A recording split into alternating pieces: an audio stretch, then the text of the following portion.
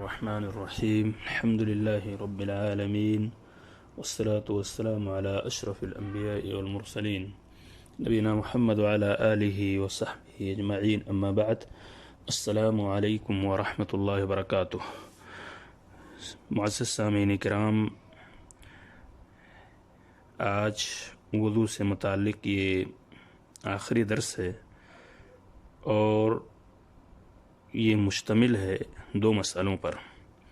مسئلہ نمبر 58 جو یہ بتلاتا ہے کہ وضو کرنے کے بعد 2 رکعت نماز ادا کرنا مسنون ہے. بعد الوضو 2 رکعت نماز ادا کرنا مسنون ہے. اوقات ممنوعہ کے علاوہ کسی بھی وقت جب بھی آپ وضو کریں 2 رکعت نماز ادا کر لیں. اور مسئلہ نمبر 59 یہ دونوں مسئلے تقریباً ملتے جلتے ہیں. تحیۃ الوضو جنت میں لے جانے والا عمل ہے. جب کوئی شخص وضو کرتا ہے اور وضو کرنے کے بعد 2 رکعت نماز ادا کرتا ہے جسے تحیۃ الوضو کہا جاتا ہے، تو یہ عمل اللہ تبارک تعالیٰ کو بہت محبوب ہے. گرچہ یہ نفلی عمل ہے لیکن یہ بڑا ہی محبوب ہے. اس کی اہمیت کا اندازہ اس حدیث سے لگا سکتے ہیں جو آپ کے حضرت ابو ہریرہ رضی اللہ تعالیٰ عنہ نے روایت کی ہے. فعن ابی ہریرہ رضی اللہ عنہ قال قال رسول اللہ صلی اللہ علیہ وسلم لبلال عند صلاة الفجر یا بلال حدثنی بأرجى عمل عملته في الإسلام فإني سمعت دفا عليك بين يدي في الجنة. قال ما عملت عملا أرجى عندي أني لم أتطهر طهورا في ساعة من ليل ولا نهار إلا صليت بذلك الطهور ما كتب لي أن أصلي. متفق علیہ.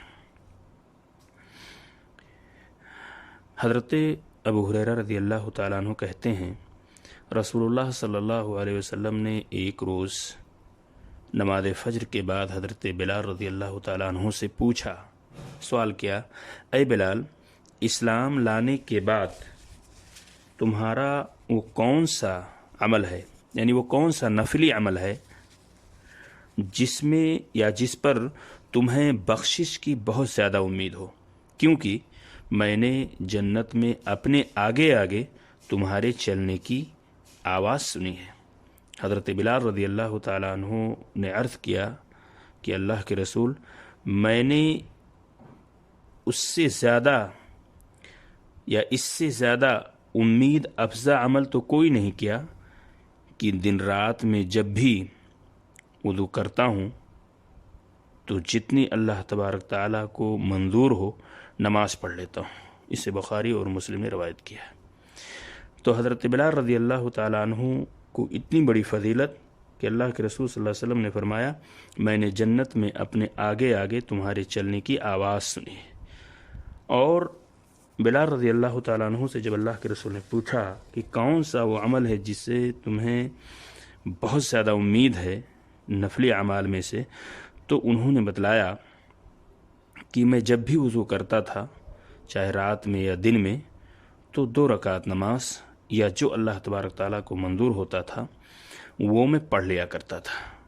تو ہمیں اور آپ کو بھی چاہیے کہ اس عمل کو جسے تحیۃ الوضو کہتے ہیں اوقات ممنوعہ کے علاوہ کسی بھی وقت آپ جب وضو کریں تو 2 رکعت نماز ضرور ادا کر لیا کریں. اللہ تبارک تعالیٰ ہمیں اس کی توفیق عطا فرمائے. آمین. السلام علیکم ورحمۃ اللہ وبرکاتہ.